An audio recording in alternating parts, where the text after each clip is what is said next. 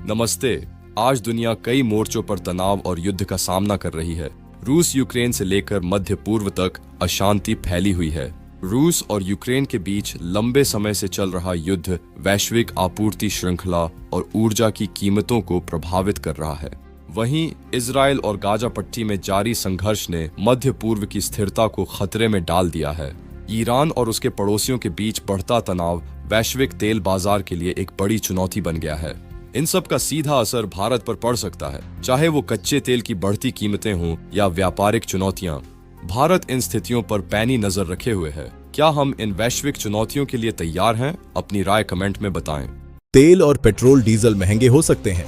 भारत अपनी जरूरत का बहुत सारा तेल बाहर से खरीदता है। अगर मिडिल ईस्ट में युद्ध बढ़ता है तो तेल सप्लाई कम हो सकती है, पेट्रोल और डीजल की कीमत बढ़ सकती है, ट्रांसपोर्ट महंगा हो जाएगा और माल ढुलाई की लागत बढ़ेगी। खाने पीने की चीजें भी महंगी हो सकती हैं। इसका असर आम लोगों की जेब पर पड़ेगा। नमस्ते। युद्ध न केवल देशों को बल्कि वैश्विक अर्थव्यवस्था को भी प्रभावित करता है। अगर बड़े देशों के बीच युद्ध बढ़ता है तो दुनिया का व्यापार काफी धीमा हो जाता है। इसका सीधा असर भारत के व्यापार पर भी पड़ सकता है। मुख्य रूप से निर्यात के क्षेत्र में बड़ी चुनौतियां आ सकती हैं। सबसे पहले हमारे एक्सपोर्ट्स में भारी कमी आ सकती है, जिससे कई बड़ी कंपनियों को भारी वित्तीय नुकसान का सामना करना पड़ सकता है। यही नहीं, कच्चा माल न मिलने या मांग घटने से फैक्ट्री प्रोडक्शन भी धीमा हो सकता है, जो अर्थव्यवस्था के लिए एक बड़ा झटका होगा।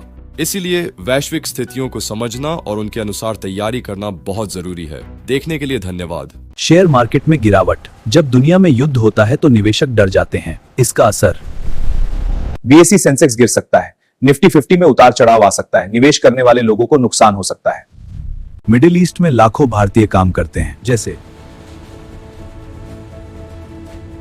United Arab Emirates, Saudi Arabia, कतार। अगर युद्ध बढ़ता है तो वहां रहने वाले भारतीयों को खतरा हो सकता है और सरकार को उन्हें वापस लाना पड़ सकता है।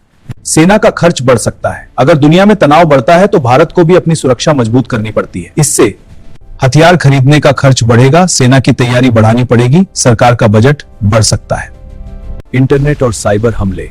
आजकल युद्ध सिर्फ हथियारों से नहीं होते। कई बार देश एक दूसरे पर साइबर अटैक करते हैं। इससे बैंक, बिजली सिस्टम या सरकारी वेबसाइट प्रभावित हो सकते हैं। लेकिन एक अच्छी बात भी है, भारत आमतौर पर शांति की नीति अपनाता है और कई देशों के साथ अच्छे संबंध रखता है, इसलिए सिद्ध होने की संभावना